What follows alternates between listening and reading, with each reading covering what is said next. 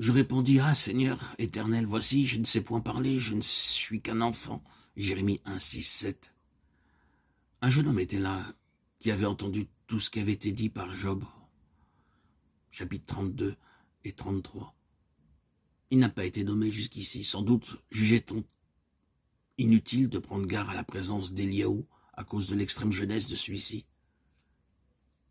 Cependant, les paroles qu'il prononça révélèrent un discernement spirituel que n'avaient pas ses aînés. Nous sommes bien lents à apprendre les déclarations répétées de l'Écriture. C'est que Dieu cache ses secrets aux sages et aux intelligents pour les révéler aux enfants. Il choisit les faibles, les petits qu'on méprise, pour qu'aucune chair ne se glorifie devant Dieu. Dieu choisit Joseph et par la souffrance le conduisit au trône, alors que ses frères aînés continuèrent de s'occuper des troupeaux au pays de Goshen. Les enfants traversèrent le Jourdain et entrèrent dans la terre promise alors que leurs parents moururent dans le désert. David fut choisi et reçut l'onction comme roi d'Israël par-dessus la tête des autres fils d'Ishaï, ses frères plus âgés que lui. Lorsque Job eut cessé de parler, ses amis gardèrent le silence parce qu'ils se croyaient justes. C'est alors qu'Éliaou se sentit poussé à prendre la parole. Sa colère s'enflamma contre Job parce qu'il se justifiait plutôt que Dieu, et contre les trois amis parce qu'ils ne trouvaient rien à répondre, et que cependant, il condamnait Job. Il dit, « Je suis jeune et vous êtes très âgé, c'est pourquoi j'ai craint, j'ai redouté de vous faire connaître mon sentiment. Je dis en moi-même, les jours parleront. » Chapitre 32, 6, 7. Il est agréable de constater avec quelle modestie et quel tact Éliaou entre dans la discussion dont il a été jusqu'ici un muet témoin. Je suis plein de paroles, dit-il, l'esprit me presse au-dedans de moi.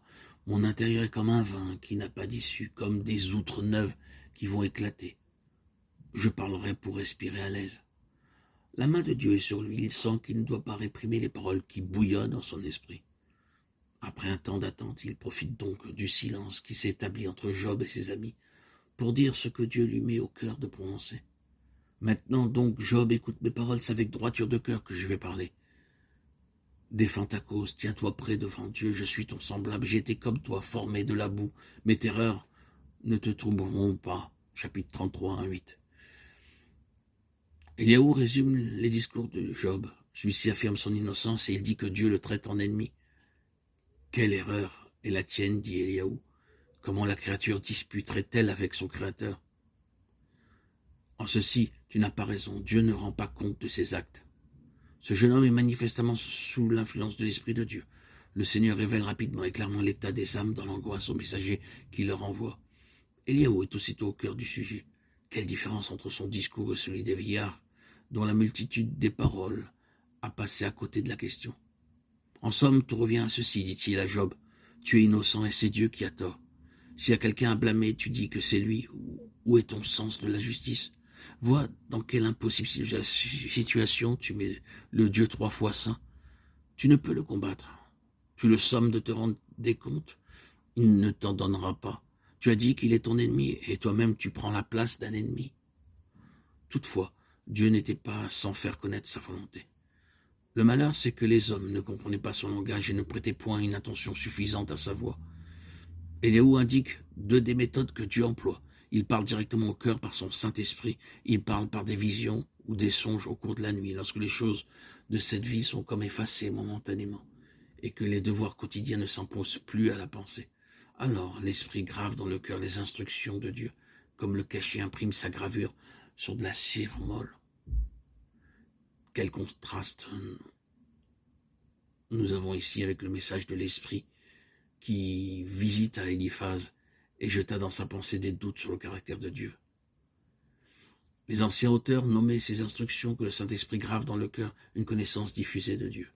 Celle-ci marque un degré de croissance spirituelle désigné comme le chemin unitif de la communion avec Dieu, tandis qu'au début, la lumière est surtout communiquée à la pensée.